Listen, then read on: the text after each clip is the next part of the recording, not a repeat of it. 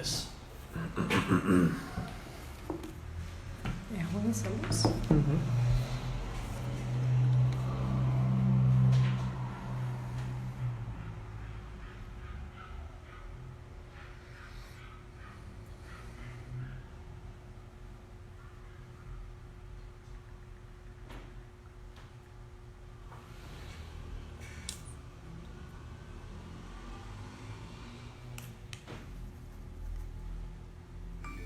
Você já tá ao vivo aí?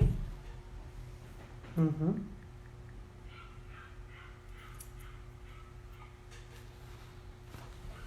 Não é? Por que não aparece aqui pra mim? Eu fiquei com o teu celular, não? Não.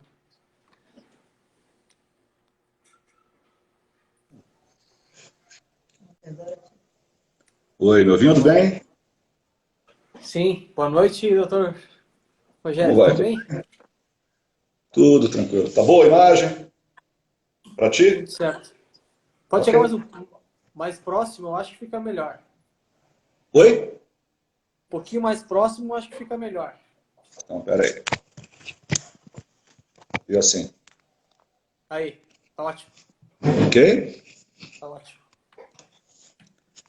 Tudo bem. Vamos aguardar um minutinho aí, doutor, para o pessoal. Vamos aguardar o tempo, né? O tempo certinho. Isso aí.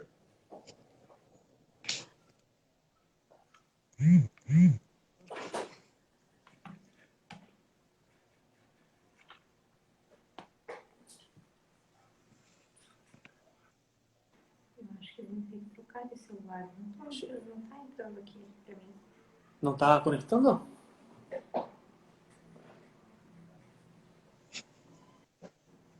Não tô conseguindo entrar na live.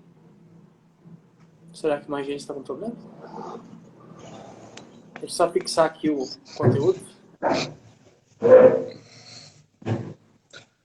Aí, Paulo, tem vários amigos entrando aí. O Miguel, vários amigos de alguns estados, conceituados professores agraristas, o Miguel Galberto,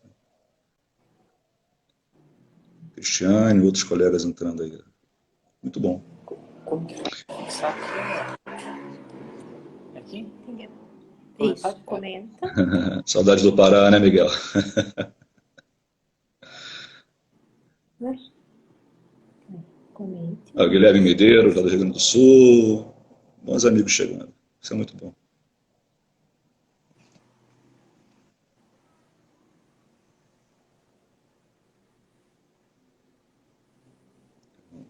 Só fixar Tabelião o de segundo título, tabelionato né? de Cascavel. Bons amigos aí. Isso é bom. Vamos lá. Como estamos com o tempo? Só um minuto.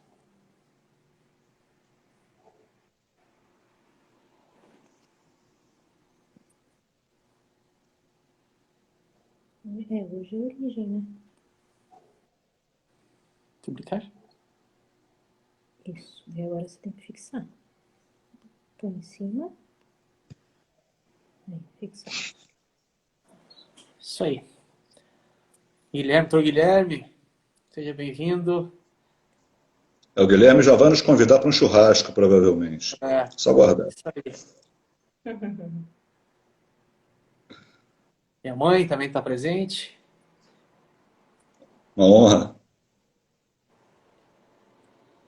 Minha sogra, dona Cristina, Juliana. Isso aí. Aquele que Então, cuida guardar de nós no exterior também chegou, o Murilo. mais 5 minutinhos aí. Na verdade, eu Ok. já fixei o conteúdo aqui, pessoal. Então, o tema de hoje é propriedade de terras no Brasil. Então, é a nossa segunda live aí desse nosso programa Conversa com o Especialista. Então, a gente vai esperar mais 5 minutinhos aí para o pessoal se conectar. E logo mais a gente vai começar, então, o nosso conteúdo. A gente vai fazer, então, a ideia seria fazer em 2 dias, né? Vai ser feito em 2 dias a nossa... Tendo em vista esse vasto conteúdo que é a questão territorial no Brasil, eu e o doutor Rogério, nós optamos, então, por fazer a live em 2 dias. Então, hoje, né, vai ter a primeira parte da live, que vai tratar mais sobre a propriedade a origem da propriedade de terras no Brasil, e amanhã os desafios do futuro. Então nós vamos aguardar mais um minutinho aí, e aí eu já faço a introdução do tema, e logo em seguida eu passo a palavra para o Dr. Rogério para fazer os seus comentários aí. Se o pessoal tiver alguma dúvida, algum questionamento, vocês também podem colocar nos comentários ou no quadradinho que tem a pergunta, que aí no decorrer da live a gente vai respondendo, passando os questionamentos do Dr. Rogério, ou no final a gente responde. Se ficar algum questionamento aí que não dê tempo da gente responder hoje, amanhã, então, logo no início ou no final, a gente faz um apanhado geral aí. O Dr. Rogério tem a liberdade para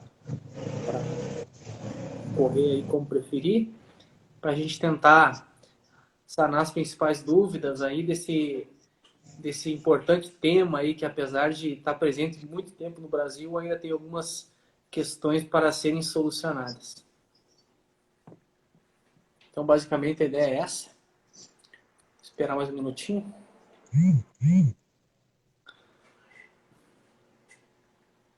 Doutora, é a primeira live que o senhor participa ou já participou de algumas? Não, é a primeira que eu faço aqui. Tem outros convites, tem já para a semana que vem também agendado, mas aí é para tratar do PL 2633. Agora, eu tive o privilégio de assistir de alguns colegas, de fazer o primeiro convite, foi agendado, foi o seu, que é uma grande honra. Uma grande honra para nós também. Estou acostumado com outra coisa, estou acostumado a falar em pé, estou acostumado a circular em salão, com o microfone na mão, para provocar a temática de plateia. Falar assim, eu confesso a ti, que é um pouco inibidor, porque eu não estou vendo o olho das pessoas, né? Mas vamos lá. Vamos nos adaptando a essa nova realidade. É isso aí. Doutor Rogério, Grande nós aprendizado para conhecemos todo mundo. pessoalmente no último Congresso de Direito Agrário, que foi em São Paulo, na Universidade Sim. Mackenzie. Então, já conheci o doutor por conta do seu extraordinário trajetória em relação ao direito fundiário. Já tive algumas situações que foi necessário esse ramo de conhecimento. E aí tivemos o privilégio de nos encontrarmos e mantemos contato desde aquela data, já faz início desse ano, né? Você vai quase um ano, foi em agosto do Não, ano passado. agosto, é final do ano passado, né? Quase um ano. Agosto do ano passado. Lá para cá temos nos falado praticamente toda semana. Exatamente. Então vamos dar início, então, nossa segunda live do portal, nosso canal aqui no Instagram, Coe Lenig Advogados, na nossa temática Conversa com Especialista. Então, na live de hoje, o título é Propriedade de Terras no Brasil, Origens e Desafios. A gente sabe, então, o Dr. Rogério vai nos explicar com mais detalhes. No Brasil, nós tivemos vários regimes de terras. No início, todas as terras eram públicas, pertencentes à coroa de Portugal por direito de conquista. E ao longo do tempo, inicialmente lá, então, desde a chegada do Martim Afonso de Souza, com suas cartas patentes para concessão de sesmarias, o Brasil passou por diversos períodos. Então, inicialmente as sesmarias, e depois foram extintas as sesmarias, passou um longo período, então, sem um regime próprio, que se denomina o regime de posses, até a Lei de Terras de 1850. E de lá para cá também, nós tivemos outros mecanismos até os dias de hoje, onde são nos cartórios de registro de imóveis.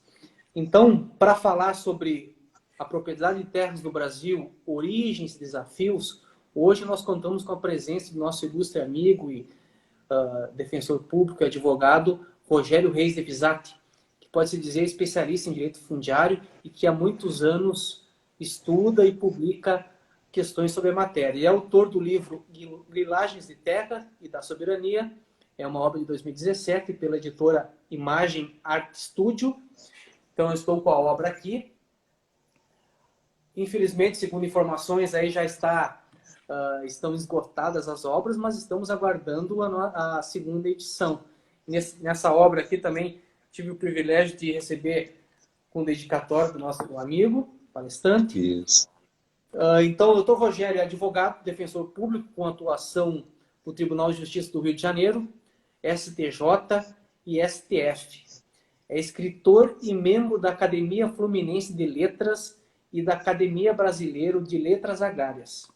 Também é membro da UBAL, União Brasileira dos Agraristas Universitários, uma instituição com sede em Porto Alegre, mas que possui representantes em todo o Brasil.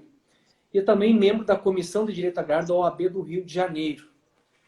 Então, doutor, então o tema é a origem de terras no Brasil, do descobrimento aos cartórios de registro de imóveis. Então, doutor, seja bem-vindo à nossa live. Já de antemão, eu passo a palavra para você para falar um pouquinho a origem do sistema de terras no Brasil. Seja bem-vindo, muito obrigado pelo convite, por ter aceito o convite. Honra toda minha. Uma boa noite, Paulo, boa noite a todos do seu escritório.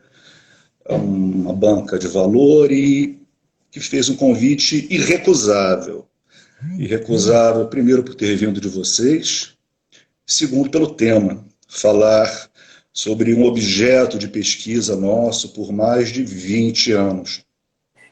Circulei muito desse país, do sul aos estados do norte, nordeste, me envolvi com todo tipo de pesquisa em arquivos forenses, em arquivos cartorários, para levantar um acervo bem interessante.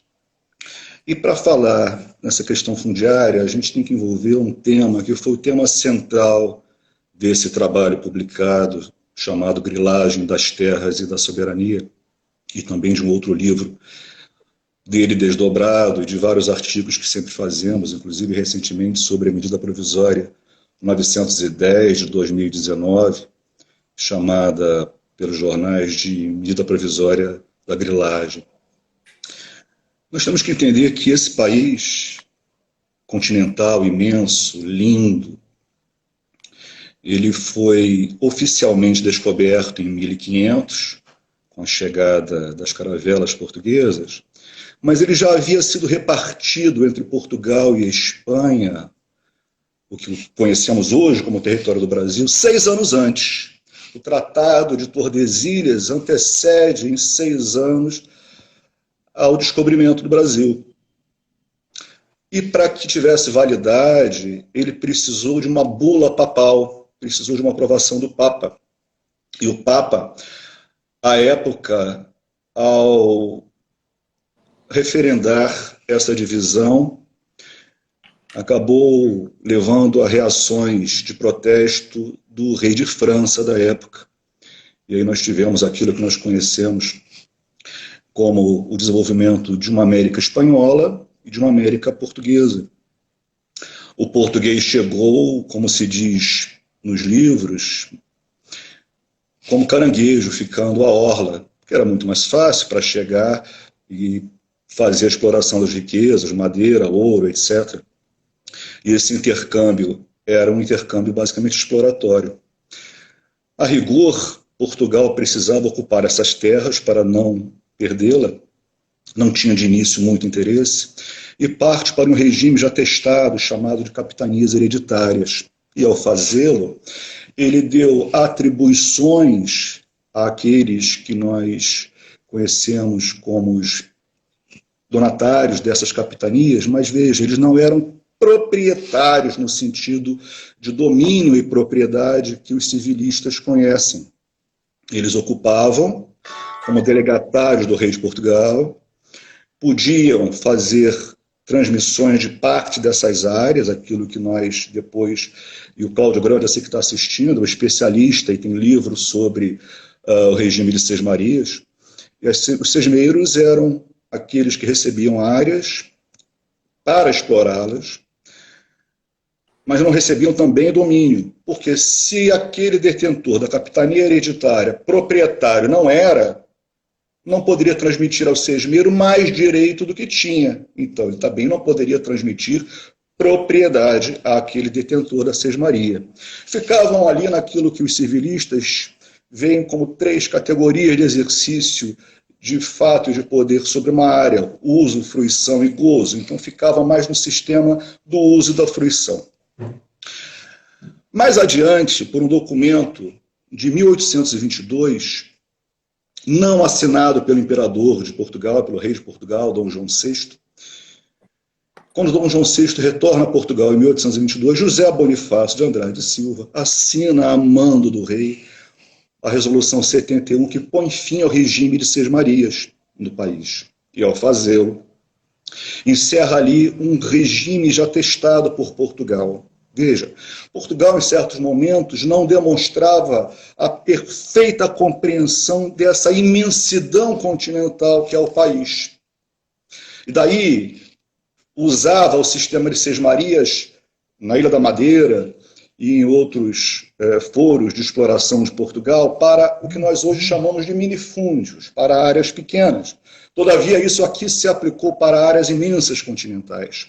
Basta dizer que a sesmaria de Garcia Dávila, que fica a cerca de 100 quilômetros ao norte de Salvador, Castelo de Garcia Dávila, as ruínas lá estão até hoje, partia dali até as divisas do Oriente, ali no Rio São Francisco. Para quem tem ideia do que é isso, é uma distância de cerca de 1.000 quilômetros, é muito grande. Praticamente se cruzava da Inglaterra a Moscou em linha reta, o tamanho dessa imensa sesmaria, que é tida como a maior sesmaria, o maior feudo do mundo. Também a sesmaria dos Guedes de Brito, então assim eram áreas imensas de exploração no nome da coroa. Quando nós chegamos ao regime de fim das sesmarias, em 1822, nós passamos a ter um regime sem uma regra específica para o domínio e a ocupação. É importante aqui registrar que, naquele momento, nós não tínhamos o Estado laico. Então, para que a sesmaria fosse doada, como era muita a imensidão de terras a se doar por sesmarias, praticamente o único requisito que Portugal exigia, hoje vai causar risos, mas era a necessidade de que o donatário, ou melhor, o interessado a receber uma data de terras, professasse a fé católica. Se católico fosse, ele podia receber sesmarias. Hoje é algo incompreensível, dada a realidade que nós temos de proliferação de vários credos e de aceitação dos vários credos. Mas naquele tempo era assim que funcionava. De 1822 a 1850, nós temos a vigência do regime de ocupações. E, veja, ocupação não é domínio, ocupação não é propriedade, como assim nós conhecemos. Era o sistema do contato físico de alguém sobre uma determinada área de terras que ele pudesse ocupar. E aí nós caminhamos até o regime de 1850, e isso é importantíssimo porque o Brasil conseguiu desenvolver uma legislação, que é a Lei 601 de 1850, que vige até hoje no país, e que define ali o que são as chamadas terras devolutas, dentre outras circunstâncias que a Lei 1850 criou. A Lei de 1850 criou. Vamos pensar nesse momento histórico dos anos 1850. Há quase 200 anos atrás, havia um regime de escravidão. Havia a necessidade de se fazer um código comercial no país. O código comercial ficou a cargo de nomes expoentes ao tempo, como o Barão de Mauá. Foi feita a Lei Eusébio de Queiroz, que deu origem ao que nós conhecemos como fim do regime de escravatura. E contemporâneo àquele tempo, também se fez a Lei 601 de 1850, assinada por Dom Pedro II e outros, que estabelece um regime, sinteticamente falando, de apresentação por todos aqueles que de 1822 a 1850 ocuparam terras da coroa, sem títulos aquisitivos. Esses apresentariam ao vigário, ao padre, e aí surge aquele nome na Lei de Terras de 1850, que nós chamamos de registro paroquial. Basicamente, chegava-se ao pároco, ao padre, e se declarava, porque é assim que diz a lei, se declarava qual era o tamanho e os limites da sua ocupação. Então, era por declaração da pessoa interessada que se fazia o registro. E há um apontamento na lei que diz que o pároco não podia se negar a registrar aquilo que se lhe fosse declarado, o que dava margem, no mínimo, a declarações inexatas. Ademais, os marcos da época não eram os marcos geodésicos, né, ou outros que nós utilizamos hoje. Eram marcos naturais. Então, era da nascente do rio tal até o pico da montanha tal, e dessa forma as inexatidões de informações dominavam. Muito bem. Mas era algo importante. Só que o registro paroquial, mais ou menos como hoje é o cadastro, que é o CAR, né? Cadastro Ambiental Rural, até temos artigo publicado sobre isso. O CAR não é título de domínio, nem demonstrativo de justo título ou justa razão de ocupação da terra. Também o registro paroquial não o é. E aí surge uma situação muito curiosa, porque com o advento dos registros paroquiais, lá em 1850, surgem momentos e circunstâncias de falsificações imensas de documentos. Livros paroquiais sumiam, igrejas pegavam fogo e documentos forjados apareciam. E aí nós vamos falar dos grilos nesse momento. É importante aqui registrar, para quem está ouvindo e talvez estranhando falar de história nesse momento, isso não tem nada a ver de uma história remota, passada no tempo e ficada para trás. Tudo isso se reflete hoje ainda em processos em tramitação no judiciário brasileiro. Casos há, aqui no Rio de Janeiro, de processo de cerca de 100 anos discutindo. Há pouco tempo, o Supremo Tribunal Federal decidiu um caso fronteiriço no Mato Grosso, iniciado em 1928. O Pará, há cerca de 5, 6 anos, cancelou registros de mais de 5.000 áreas, todas com origens duvidosas, né? E aí nós chegamos a um momento muito interessante. Hoje é dia do Defensor Público, dia 19 de maio. Eu aqui quero saudar os meus colegas do Brasil, do estado do Rio de Janeiro, registrar que hoje eu comemoro 27 anos de posse nessa instituição, e são vários, imensa quantidade de pessoas no Brasil todo sem acesso à terra. E a falar em acesso à terra, assusta alguns ainda hoje, porque parece que se fala de uma revolução fundiária. O Estatuto da Terra é de 1964, surgido em pleno regime militar. Ora, falar de terra não significa falar de revolução socialista ou comunista. Até porque num país onde o Estatuto da Terra é de 64 e surge nesse momento, isso no mínimo cria um paradoxo. Mas voltemos aqui àquele momento de 1850. Define-se ali o que é terra devoluta, e ainda hoje se aplica por exclusão o conceito de terra devoluta, e a Lei 601 de Dom Pedro II ainda hoje vive no Brasil e cuida desse sistema fundiário. Bom, o que é grilagem de terra pública? Para quem vai falar de propriedade de terras no Brasil e discutir as suas origens e desafios, nós temos que fixar o ponto controvertido do que seja grilagem. Porque dos desafios falaremos amanhã. Por que essa bipartição? Porque tem o projeto de lei em tramitação, 2633, de 2020, como tinha a medida provisória 910, de 2019, tratada como medida provisória da grilagem. Olha, medida provisória da grilagem, um projeto de lei para tratar do mesmo tema em pleno 2020. Tudo isso tratado e previsto pela Lei 601 de 1850, que ainda vige, viva Dom Pedro. Não se atualizou aquela legislação. Agora, muitos dos problemas que nós temos em relação à terra devoluta e à grilagem de terras não decorre da Lei 601 de 1850. Decorre da Constituição de 1891, porque ali havia uma preocupação muito grande dos constitucionalistas com a concentração de poder na mão do Império. Proclamada a República, o que se fez na primeira Constituição republicana? Se procurou fracionar aquela unidade de poder. E, ao fazê-lo, se atribuiu, se cometeu aos estados da federação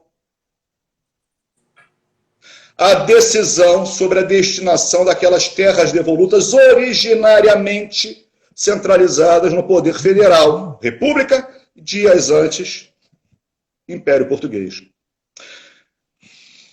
Então, nós temos que definir isso. Como é que ainda hoje, quando se fala de computação, uma pandemia que atinge o mundo todo, estamos falando aqui no regime de home office, no regime virtual, com essa maravilha de tecnologias, e ainda temos problemas fundiários de raiz. Olha, a Austrália resolveu isso no momento de criação de uma legislação que o Brasil também criou. Rui Barbosa cuidou de instituirmos aqui o chamado registro Torrens para os imóveis rurais. O que é o registro Torrens? Bom, rapidamente, é um registro mais qualificado do que aquele registro que nós conhecemos como tradicional registro geral de imóveis, que nós usamos para aquisição de casas, apartamentos, terrenos, fazendas, enfim. O registro Torrens é um registro depurado, porque ele passa por uma avaliação de toda a documentação, desde a raiz do imóvel. A Austrália criou esse sistema por lei e praticamente resolveu seus problemas fundiários. Nós ainda os temos. Por quê? Porque o registro Torrens, podemos dizer, não pegou no Brasil como lá pegou. Então nós ainda temos os problemas de raiz fundiária. Aliás, e a propósito, nesse livro, Paulo, Grilagem das Terras da Soberania, cuja capa você há pouco mostrou, são mais de 20 anos de pesquisa. O título último desse livro, eu faço uma ousadia ali, que é da criação e instituição no país de uma modificação normativa que eu chamo de inventário da raiz fundiária, para que ao menos terras com mais de 10 mil metros quadrados, 10 mil hectares, né, cada hectare 10 mil metros quadrados, elas passem por uma depuração aquisitiva, modificando-se a lei para que se vá buscar a origem dela no regime de Sesmarias e se traga isso até hoje. Por quê? Porque o investidor, o produtor rural, o empresário rural, ele vai precisar tratar da terra, da qualidade da terra. Ele vai precisar botar maquinário, ele vai buscar garantia bancária, aí os bancos precisam de segurança para otorgar o crédito mediante essa garantia bancária. E qual é a garantia bancária? É o regime de hipoteca, o regime de garantias de raiz, de bem de raiz. O investimento é feito, a mão de obra é contratada, o maquinário é colocado ali, o silo é construído, o aeroporto é construído, estradas são construídas, porque nós sabemos como funciona isso no interior do país. Ricas áreas produtoras de soja, algodão, feno, milho, carecem de boa estrada para escoamento da produção. Carecemos de vários gargalos, estradas boas, portos bons, sistemas de trem que atenda à altura a essa produção. Mas veja, tudo isso que se faz de investimento na terra pode ser perdido e jogado no lixo, se e quando o Estado brasileiro, através de uma ação chamada Ação Discriminatória de Terras Devolutas, questionar a boa qualidade dos títulos aquisitivos daquela imensa fazenda produtiva. Sabe qual é a solução? Demonstrar a boa origem da aquisição. E como se o faz se nós temos problemas graves de estrutura fundiária no país? Nesse momento, todo aquele investimento perde fundamento. Banco perde garantia para recebimento do empréstimo. Vários projetos são destruídos por conta disso. Por quê? A grilagem de terras é a usurpação de terra pública, pertencente ao Estado brasileiro e pertencente a cada um de nós brasileiros. E cria algo odioso e chamado de insegurança jurídica. Então, a compliance na aquisição do imóvel rural exige de nós, advogados, E não por outro motivo, a Constituição de 88 exigia a criação das varas agrárias, com juízes e o Poder Judiciário e os cartórios vocacionados a cuidar disso. Para que se tenha expertise na avaliação de todas essas questões específicas. E aí nós vamos ver como essa especificidade que nós estamos introduzindo, ela exige muito conhecimento e muito domínio do assunto. Senão, vai ser feita uma aquisição sem segurança jurídica e com grave risco para o negócio.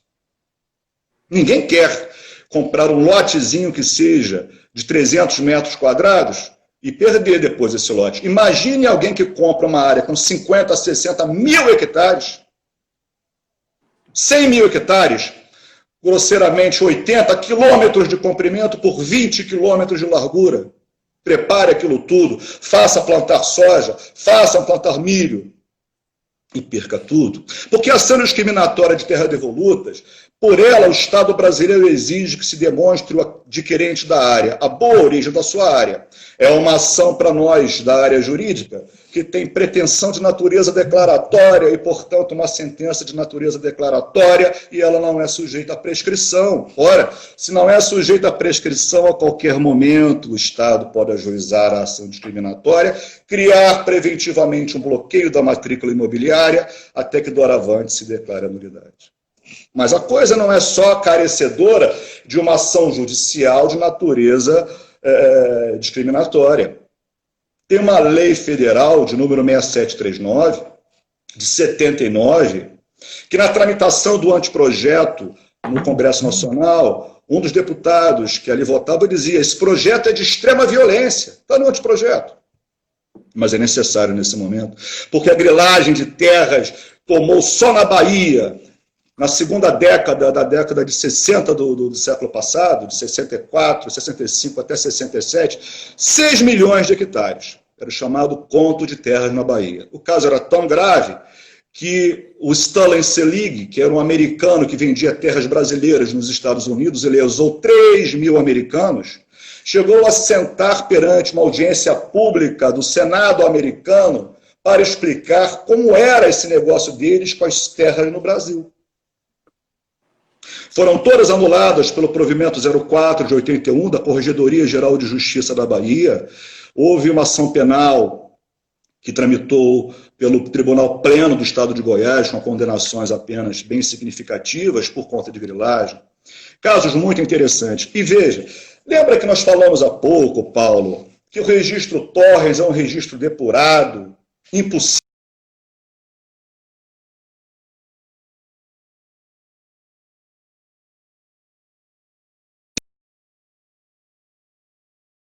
Pois bem, no Brasil, até registro Torres foi anulado pelo Acordo 9069, de 1969, do Tribunal de Justiça da Bahia. Então, até aquilo que não pode ser anulado, porque tem que ser perfeitamente constituído, neste país também já se anulou. Está no livro. Então, é um país de muitas curiosidades. Uma delas, por exemplo, a BR-020, uma rodovia federal que parte ali dos idos do Distrito Federal de Brasília, em direção ao norte-nordeste. Foi construída nos tempos de Juscelino Kubitschek. E a notícia de escrituras públicas dos idos de 1800 e alguma coisa, em que o sujeito diz que adquiriu, está declarado na escritura, uma área de terras imensa, que margeia a BR-020, que só foi construída quase 100 anos depois. Essa é uma grilagem fácil de se perceber, porque mesmo quem não é afeto a isso, se ler o documento com calma, percebe que é impossível que 100 anos antes, a não ser que houvesse uma bola de cristal, alguém lavrasse uma escritura dizendo isso. Nulidades várias existem hoje no sistema. Infelizmente, assustadoramente. Existem áreas imensas no norte da Bahia, quase confrontando ali com Piauí e Maranhão, eu vou me poupar de citar o nome, mas gerou repercussões imensas. São mais de 300 mil hectares. Áreas, eu tenho um caso citado no livro muito interessante, em que em 69 o Tribunal de Justiça da Bahia, isso tem 50 anos atrás, manda cancelar o registro imobiliário de uma área com cerca de 211 mil hectares no sudoeste da Bahia. Esse acórdão recebeu o cumpra-se apenas em 1982. O acórdão de 69, o cumpra-se é de 82. E pasme, doutor, como eu pesquiso essas áreas, eu tenho uma certidão do RGI de inteiro teor, de 2 ou 3 anos atrás, não mais do que isso, que demonstra que a área ainda tem o seu registro vigente. Como? Então, o adquirente hoje pode chegar lá e comprar 211 mil hectares, que é o todo da área, ou, através de desmembramento, uma fração, registrar para si a aquisição, colocar o sistema de crédito bancário, através de cédula, enfim, e depois se surpreender, porque vai se surpreender, com uma ação discriminatória de terra devoluta, ou com uma pretensão administrativa do Estado pela Lei 6739 de 79, e perder a sua área. Nós precisamos fundar um novo pacto nesse país. Falamos nisso, aliás, até da tribuna do 3º Congresso de Direito Agrário, havido em São Paulo, na Universidade Mackenzie, quando nós pessoalmente nos conhecemos, em agosto do ano passado. Agora, refundar-se a República acerca desse assunto não é passar-se uma borracha de hoje para o passado, e simplesmente acobertar os mandos e desmandos que ocorreram, os desmatamentos cometidos ilegalmente em terras griladas, consolidando fatos, as mortes havidas e não foram poucas. Então, assim, é necessário que se estude profundamente o tema, que se reúna especialistas, que se reúna gente de vários expertises para que se possa debater qual é a melhor solução para esse país neste momento acerca de se dar segurança para o adquirente, para o produtor, para o trabalhador rural, mas principalmente paz no campo. Esse país não pode ficar mais à margem de mandos e de desmandos. A partir da Lei 601 de 1850, quando surge, então, o chamado registro do vigário, meramente por declaração do então possuidor ocupante, ou daquele que tivesse uma sesmaria, alguma coisa, ele também ali se apresentava. A partir daquele momento, da Constituição de 1891, depois nós chegamos ao advento do Código Civil da época, de 1916, que passa a vigir em 1917. Ali dizia-se uma máxima que as escrituras mais recentes apontavam, e que mesmo os leigos professavam, de que só é dono quem registra. Só que o registro de imóveis, nesse momento, ele é um registro de imóveis para se debater aquilo que nós chamamos de eficácia erga omnes. Por quê? O que o relator, o que o Teixeira de Freitas fez e o Clóvis Bevilacqua fez no Código Civil, são projetos diferentes, um deu origem à legislação estrangeira, o outro ao nosso Código, mas naquele momento se discutia uma diferença entre a nossa sistemática que se adotou no Brasil e a sistemática do BGB, do Código Civil alemão. Isso é muito importante que se trate aqui, porque isso faz uma grande diferença para o estudioso do tema, para as academias, as universidades, para os alunos e para os nossos trabalhos profissionais, sejam quais forem os segmentos. Por quê?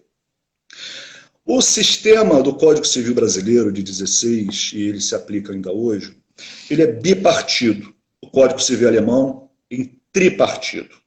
Rapidamente, de forma não muito cansativa para o leigo, mas acho que adequadamente, de forma resumida, para nós operadores do direito que assistimos a essa live, o sistema alemão divide em 3 partes a aquisição. Tem a operação, o negócio jurídico propriamente dito de compra e venda, é a primeira parte. Um segundo momento ainda entre o vendedor e o comprador, que é a autorização de transmissão, de outorga do bem. Primeiro eu vendo, e segundo eu transmito. E em terceiro momento existe o registro no registro de imóveis. O sistema brasileiro, ele junta as duas coisas. A legislação Bevilacqua de 16, ele junta os dois momentos do Código Alemão num só. Ao mesmo tempo em que eu vendo para ti, Paulo, eu já transmito a obrigação e a aquisição do domínio. Por que isso faz grande diferença no sistema? Alguns poderiam dizer, isso é uma mera questão acadêmica, serve para as universidades e para debates e teses. Não. O Código Civil hoje vigente introduz no Brasil um instituto chamado uso capião tabular. Artigo 1242 do Código Civil vigente, ele fala de uma das categorias dos tradicionais tipos de uso capião que nós temos. Mas no parágrafo único ele diz que adquirirá também por uso capião aquele que comprou a título oneroso, portanto compra e venda, é um exemplo, adquiriu a título oneroso um imóvel e o levou a registro no cartório do registro de imóveis. E obteve o registro. Mas veja, se por ação discriminatória de terras devolutas, se pela Lei 6739 de 79, se por uma ação ordinária qualquer, se anular aquele registro, olhe o que diz o parágrafo único do 1242, que adquirir-se-á o bem por uso capião se cancelado o registro e se com base nele se adquiriu e esse registro vigiou por 5 anos. Em primeiro lugar, ninguém adquire imóvel a título oneroso com base em registro. Se adquire com base num título aquisitivo.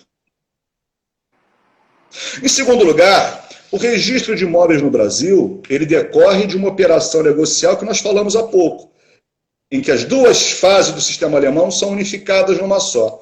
O tabular existe no direito alemão. Sabe qual o prazo, doutor Paulo, para que se adquira uso capião no regime do sistema alemão? 30 anos de vigência do registro imobiliário. E lá o registro imobiliário é presidido por juiz. Aqui, com os prestigiosos registradores, os prestigiosos tabeliães, esses notários maravilhosos que fazem um trabalho ímpar para nos dar segurança jurídica, ainda assim, o prazo que o legislador nos deu é de 5 anos, porque não adianta o tabelião e o registrador trabalhar muito bem hoje, porque o nosso problema não é exatamente de hoje, o problema fundiário. Tem a raiz nas origens das Sesmarias para a área rural. Tem raiz do problema hoje lá nas origens do registro, decorrente do registro paroquial levado a registro. Mas vão dizer assim, doutor, nós sabemos que título de registro paroquial não se registra no RGI. É verdade. Então, como é que se explica um registro obtido há pouco tempo lá no estado de Goiás, em que se registrou pura e simplesmente, doutor Paulo, a todos que assistem, um registro paroquial apresentado ao registrador. Está no livro citado aí. Então, essas curiosidades são muito... Aliás, tem um juiz no estado de Goiás, eu não vou lembrar do nome, senão eu citaria aqui, mas fica a nossa homenagem, que chegou a dizer que todos os títulos do estado de Goiás registrados deveriam ser cancelados e se procedesse em seguida a nova apresentação e novos registros, também está citado no livro. Então, assim, as questões são muitas e muitas e muitas e várias. As possibilidades são as maiores. Eu fui buscar um documento no município do interior da Bahia há pouco tempo, numa consulta que me fizeram, e paguei a guia, né, para que o cartório emitisse a certidão de ter o teor pretendido, de uma certa matrícula. O registrador simplesmente pediu que se apresentasse um requerimento. Bom, tudo bem, não me custa nada. A guia já expressava qual era a matrícula imobiliária que eu pretendia. Me fosse por declaração de certidão detalhada. Mas ainda assim eu fiz um requerimento. E o registrador simplesmente escreveu, indefiro, datou e assinou. Ora, como é que se guarda na serventia a informação e se nega de dar publicidade a essa informação. Só isso já é um elemento de alta preocupação para o eventual adquirente, porque algo que é público não pode ser objeto de segredo. E nós fizemos uma postulação ao juiz com competência para a matéria de registros públicos e estamos aguardando a decisão. Então, assim, existem várias circunstâncias, né? Outro problema que nós temos, e muito sério, é a questão da ausência de juízos específicos com competência e titularidade para essas áreas de questões fundiárias, questões registrais, questões que envolvam terras públicas. É preciso que haja uma expertise grande para se avaliar a documentação, porque às vezes na origem é um documento de posse e de exploração de seringais, como eu vi em áreas do Amazonas, e daqui a pouco aparece uma matrícula aberta no registro de imóveis. Mas um dos casos mais curiosos já foi anulado por sentença em vara federal.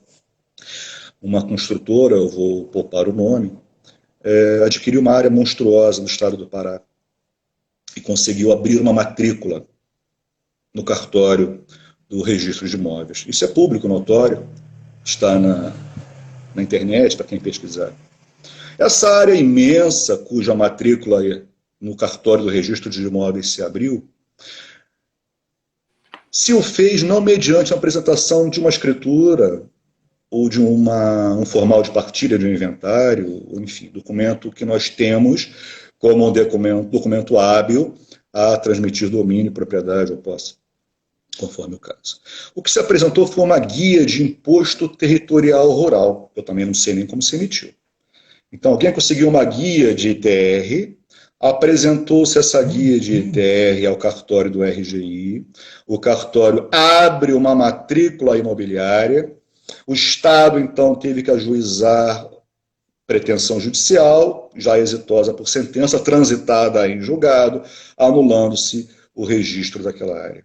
Por sorte, não se teve ali desmembramentos, terceiros de boa-fé e discussões de outra natureza.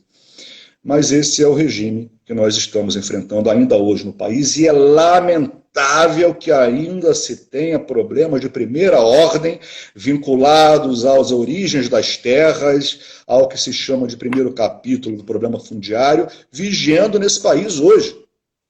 E é grave o que se vê no campo. Nós conhecemos esse instrumental, conhecemos esse cotidiano e sofremos com tudo isso. O doutor, permite aí, o senhor está dando uma verdadeira aula magna sobre registro de imóveis e propriedade territorial aqui no Brasil, né? E aí só me permite fazer um parênteses aqui, o nosso amigo Albenir comentou aqui sobre a questão do primeiro ciclo do direito agrário, que então o que ocorre, a gente ainda tem uma lei de 1850 que transmite discussões, que se ocorrem discussões até os dias de hoje e, como a gente pode ver, de difícil solução. Aqui na nossa região também, até por ser uma área de fronteira, a gente também tem problemas com terras devolutas, pois por ocasião da Constituição de 1891, onde a União transfere para os estados a competência para transmitir áreas devolutas, a faixa de fronteira, teoricamente, 10 léguas no primeiro momento, permaneceu com a União. Então, existem algumas questões que ainda há que se retroagir no tempo para provar o terceiro de boa-fé que está ali produzindo e tal, às vezes com uma pequena propriedade, provar a legitimidade do título. E isso é difícil a gente conseguir retroagir até a origem. Então, isso também é um exemplo que também ocorre aqui na nossa região, e isso gera grande insegurança jurídica, pois eu insisto em dizer, até foi uma frase do nosso querido Darcy Zibet, que título de propriedade é título de cidadania. Você não tem como pensar um agronegócio com segurança, como o doutor bem ressaltou os investimentos que foram feitos, sem você pensar numa segurança. Como será? Será preservado quem age de boa fé e será combatido quem de fato cometeu ilícitos e grilos? Então, em relação ao primeiro ciclo de direito agrário, nós também estamos quase chegando ao final e eu não quero invadir um pouco a a temática que vai ser amanhã, já convidando todo mundo a participar. Então, só 2 questionamentos que tivemos aqui na nosso comentário. Então, o doutor Albenir, sobre a questão do primeiro ciclo, brevemente, e também a Cíntia, que é a nossa amiga aqui em Palmas, a questão do ponto das reservas das terras indígenas, que também é um ponto de difícil solução e também que remonta aí desde a origem do Brasil, que não foi solucionado. Esses 2 Posso pontos, fazer um breve à parte, Paulo? Posso fazer um breve à parte? Quando se fez todos os trabalhos junto à Suprema Corte, ao Supremo Tribunal Federal, acerca da reserva Raposa Terra do Sol, tem um detalhe que talvez tenha passado despercebido, talvez seja um problema de segunda ordem, mas eu acho muito relevante com o que o colega há pouco introduziu sobre as questões de terras indígenas. Sem debater aqui, porque não é o foro, os aspectos relacionados à demarcação de terra indígena, ou especialmente dessa Raposa Terra do Sol, ali foi estabelecido que nem a colheita da safra ali plantada naquelas terras o produtor pôde levar. Então, aqueles investimentos, os empréstimos bancários, aquele momento que gerou para o produtor local, né, que conforme a respeitável decisão do Supremo plantou em terra indígena e não poderia ter os benefícios dali, nem a colheita daquela específica safra ele pôde levar. Então, existem aspectos imediatos em relação à perda do domínio, porque um domínio forjado, o documento, quando envolvia áreas de fronteira ou envolvia terra indígena, são aspectos que não vou discutir aqui, não cabe a nós discutirmos aqui nesse momento, não é o nosso foro.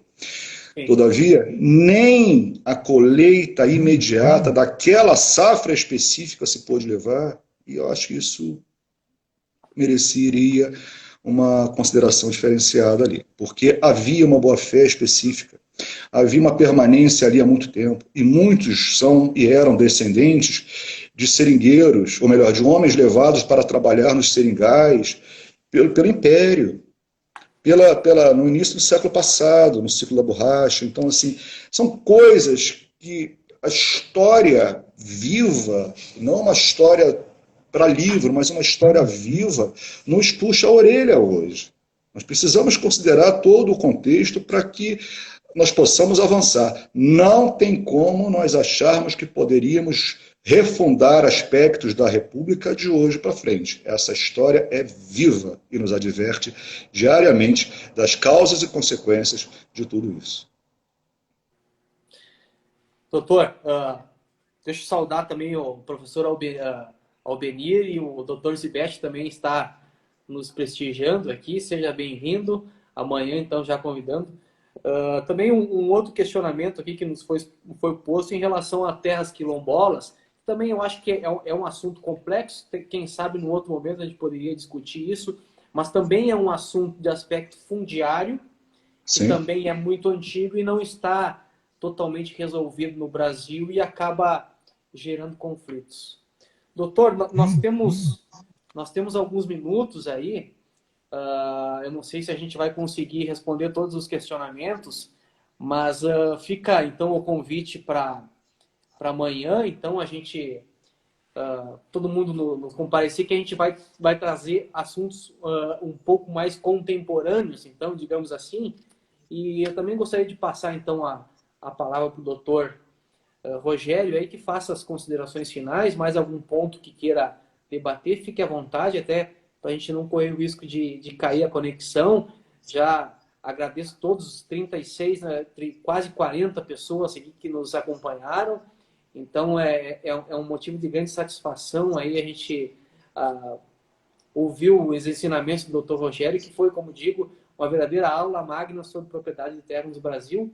Então, fique à vontade para suas considerações, professor. Bom, em primeiro lugar, eu vou saudar aqui a chegada do Darcy Zibete e do Albenir, e fazendo eu saúdo a todos os que prestigiaram o nosso debate. As falas aqui hoje são falas de introdução, e por isso nós, de propósito, Paulo, construímos essa live em duas partes. para bem definirmos o que é a primeira fase e o que é a segunda fase do tema sobre propriedade de terras no Brasil, a sua origem e os desafios.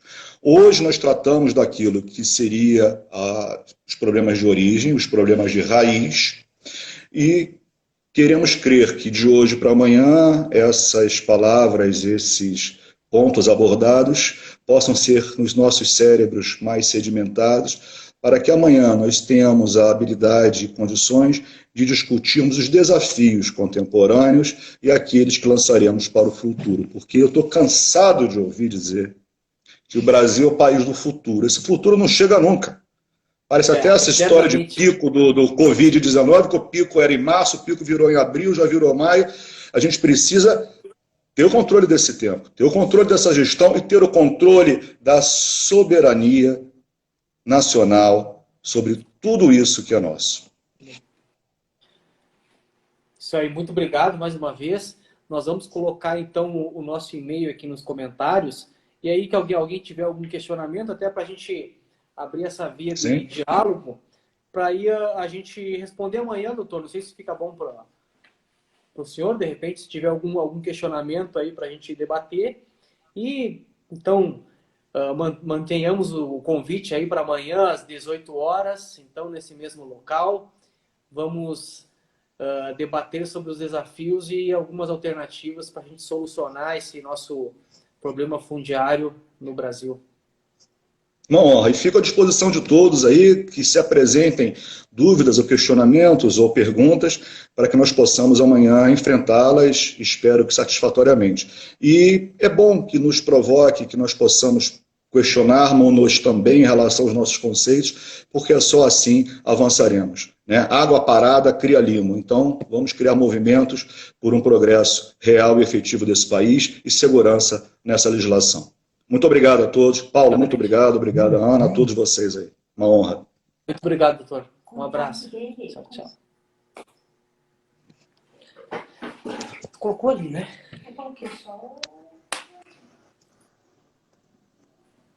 Aqui, como é que faz aqui? Agora, será? Tem que salvar, né? Uhum.